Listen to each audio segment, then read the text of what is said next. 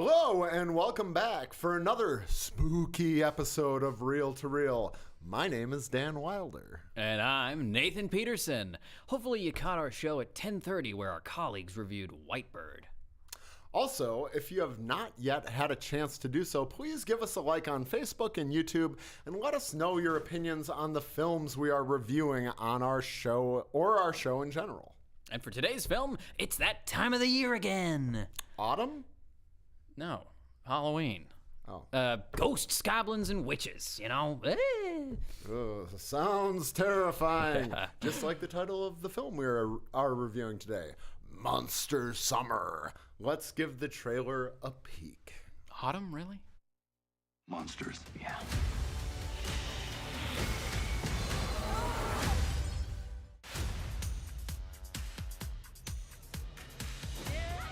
Let's get that gang back together again.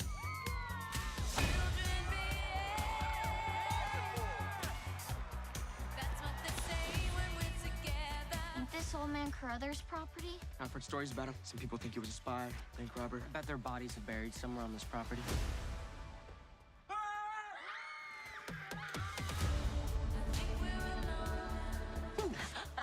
That's one in. Tracy there.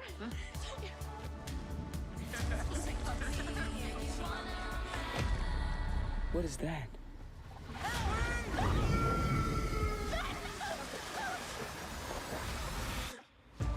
A teenager is recovering today after nearly drowning. Hey, Ben. Something happened to Ben that I can't explain. It's like he's a zombie at Night of the Living Dead. You okay, bud? Oh my! What are you, Hey nuts? guys, it's okay. I invited him. Easy, fella. This is Gene. He's a detective. Retired. Well, there's more of you. I'm gonna have to dig a mass grave now. What?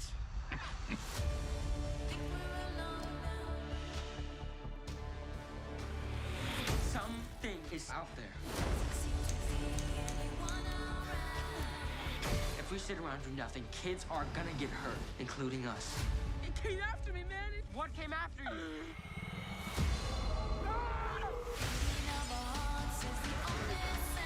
There's definitely something weird going on here. Monsters. Yeah. You guys ready? Not us. Who? Let's do this.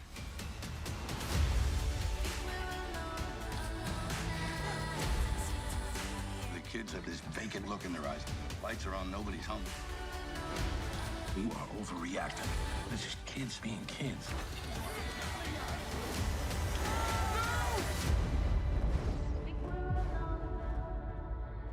Gene. Gene.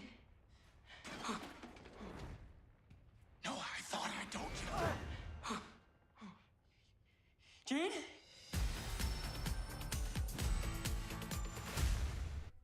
Oh my goodness. Yeah, it does look spooky. Yeah, I don't think I'd want to be on that island. Monster Summer follows Noah, played by Mason Thames, your typical teenager, aspiring journalist, and Little League baseball player, as he and his friends investigate mysterious incidents that are happening on Martha's Vineyard in 1997. The kids of the island are seemingly having the life drained out of them by a mysterious figure. The film also features Mel Gibson as Gene, an old hermit that is the gossip of the town's children as having possibly murdered his wife and son long ago. Another notable face that pops up in the film is Lorraine Bracco, known for playing mobster-related roles in such classics as The Sopranos and Goodfellas. She is cast against type as a kindly old woman named Miss Helverson that rents a room in Noah's mom's bed and breakfast. Noah's mom is played by Nora Zahetner. The film also features, from some fun cameos, Kevin James plays the town's newspaper publisher who is skeptical of Noah's supernatural ideas about what is going on in the town. And we also have a fun showing from Patrick Renna, who plays a Little League umpire. The name may not sound familiar, but his face may be instantly recognizable to anyone who's seen the classic baseball film The Sandlot. A Sandlot callback? Oh, yeah. That's pretty rad. Monster Summer is the second film from director David Henry. He also served as producer. He has yet to really make a name for himself in the director's chair, but he has been around showbiz for a while, having acted in television in shows like How I Met Your Mother and The Wizards of Waverly Place. Let's take a look at some behind-the-scenes clips of the cast and crew and what they had to say about the movie. That all worked out. At its core, it's a nostalgic adventure film. Let's do this. It reminded me so much of a lot of the films I grew up with. Those amazing coming-of-age movies. Spielberg or Amblin DreamWorks films growing up. I grew up in the 90s. I love old movies. 80s is old to me. I'm a big fan of nostalgia in general. You okay, bud? Big fan of Stranger Things. Goonies and Stand By Me had a profound effect on me. I think I've watched Goonies over 100 times, and when I read the script, it was that. You see all the fun, lighthearted banter, the jokes. I'm not really a good liar, so. And you want to be a politician. The scary parts. It came after me, man! What came after you? Some of the movies that really inspired me and that I am hoping to pay homage to, E.T. and the Goonies, and even stuff from the Indiana Jones series, Jaws. Oh my God, it's perfect. Shut up. The Karate Kid. Bit of a Sandlot, if I may say. It's about growing up, it's about friendship, but it's also about overcoming sort of darkness in your life. You know, your father used to say he cared more about the people in the story than the story. Nathan, did you know the original title of the movie was going to be The Boys of Summer? No, why didn't they go with that name originally? I'm not sure, but I'm kind of glad they didn't. The movie is already full of callbacks, so on one hand, it's good they didn't overblow it with even one more in the title. I did hear, however, that this is the first movie ever made by Pastime Pictures, who were established in 2018 by Dan McDonough and John Blandford, who met on the set of the Fox television show Sleepy Hollow. Huh. Well, Dan, did you know that the former mayor of Southport, North Carolina, Joe Pat Hatem, gave Mel Gibson the keys to the city and declared December 16th, 2021, Mel Gibson Day? Yeah, I did actually. Really? Yeah. Mel was caught completely off guard, and he wondered what that key would even open. Yeah, you seem really caught up on your Mel Gibson facts. Well, yeah, I love that guy, like a lot. I love you, Mel Gibson. Okay, I think we should cut to the commercial before Dan starts reenacting his lines in the previous works. Quickly, please.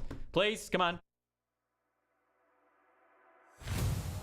We really try and keep track of what's going on in the world as far as what are the trends.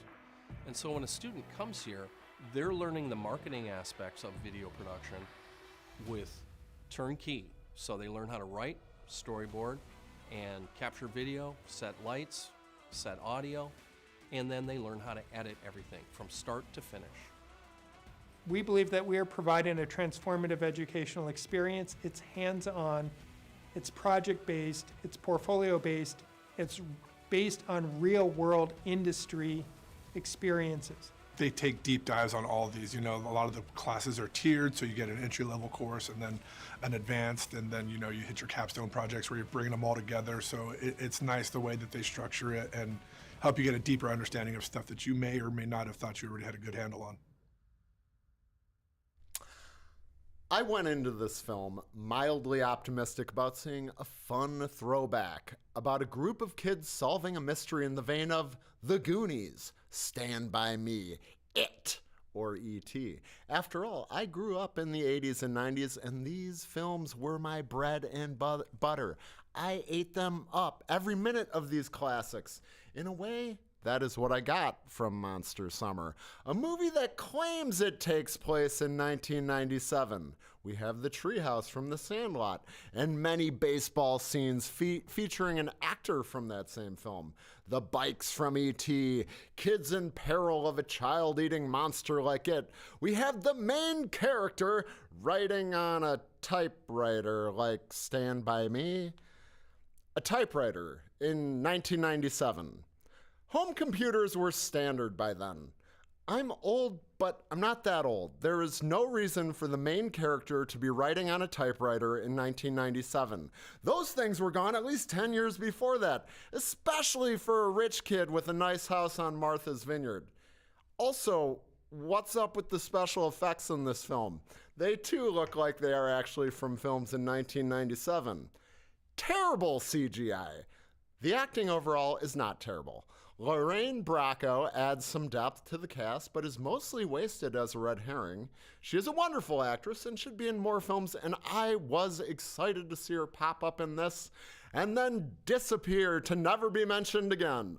Also, what is Mel Gibson doing in this film? Don't get me wrong, he's also still a great actor and doesn't phone in his performance, but why not give yourself some freedom, William Wallace, from this derivative drivel? This movie can't decide what it wants to be. A movie about kids playing baseball like The Sandlot. A film about monsters chasing kids like It. Hocus Pocus. All of them. Jaws. Because there are veiled references to that film as well. How about we just come up with an original film and not try to remake the classics that came before it? Don't go see this film. Stream Stranger Things instead, because at least that show has some class at recreating the classics. This film is just trash. The only reason I'm not giving this film 1 reel is because the acting is actually decent. So I'll give it 2 out of 5 reels.